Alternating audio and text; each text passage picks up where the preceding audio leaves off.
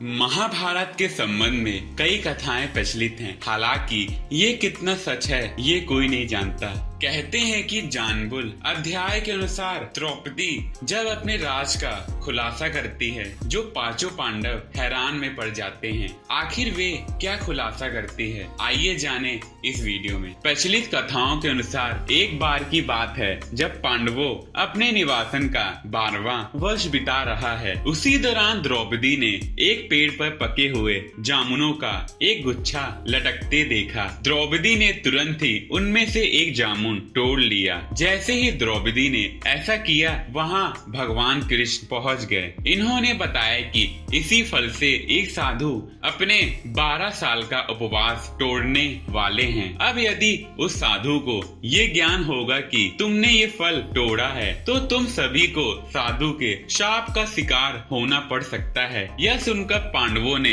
श्री कृष्ण से इस समस्या से बचने का उपाय पूछा। भगवान श्री कृष्ण ने कहा कि इसके लिए पांडवों को पेड़ के नीचे जाकर केवल सत्य वचन बोलने होंगे, अर्थात जो भी दिल में राज छुपा रखा है उसे प्रकट करना होगा। सभी की सहमति के बाद भगवान कृष्ण ने फल को पेड़ के नीचे रख दिया और कहा कि अब हर किसी को अपने सारे राज खोलने होंगे। अगर हर कोई ऐसा करेगा तो फल ऊपर पेड़ पर वापस लग जाएगा और पांडव साधु के शाप से बच जाएंगे। साथ ही श्री कृष्ण ने चेतावनी दी कि अगर तुमने झूठ बोला तो फल जलकर राख हो जाएगा। सबसे पहले भगवान श्री कृष्ण ने युधिष्ठिर को बुलाया। युधिष्ठिर ने कहा कि दुनिया में सत्य, ईमानदारी, सहिष्णुता का प्रसार होना चाहिए, जबकि बेईमानी और दुष्टता का सर्वनाश होना चाहिए। युधिष्ठिर ने पांडवों के साथ हुए सभी बुरे दुर्घटना क्रमों के लिए द्रौपदी को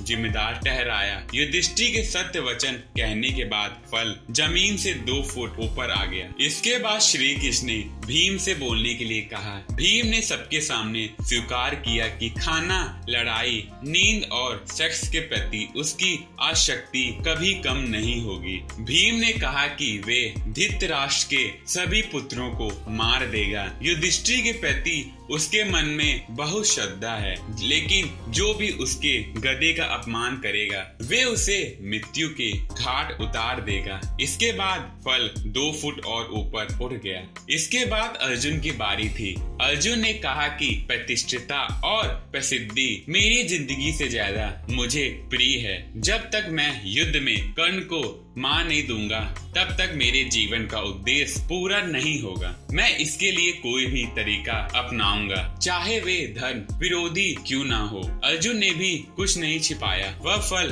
2 फीट और ऊपर उड़ गया। अर्जुन के बाद नकुल और सहदेव ने भी कोई रहस्य न छिपाते हुए सब सच सच कह दिया। अंत में केवल द्रौपदी बची थी। इन्होंने कहा कि मेरे 5 पति मेरे 5 ज्ञानेंद्रियों, आँख, कान, नाक, मुंह और शरीर की तरह हैं। मेरे 5 पति हैं, लेकिन मैं उन सभी के दुर्भाग्य का कारण हूँ। मैं शिक्षित होने के बावजूद बिना सोच विचार कर किए गए अपने कार्यों के लिए पछता रही हूँ। लेकिन द्रौपदी के ये सब बोलने के बाद भी फल ऊपर नहीं गया। तब श्री कृष्ण ने कहा कि क्या तुम कोई रहस्य छिपा रही हो? ये सुनकर द्रौपदी ने अपने पतियों की तरफ देखते हुए कहा, मैं आप 5 से प्यार करती हूँ, लेकिन मैं किसी 6वें पुरुष से भी प्यार करती हूँ। मैं कर्ण से प्यार करती हूँ। अगर मैंने कर्ण से विवाह किया होता तो शायद मुझे इतने दुख नहीं झेलने पड़ते।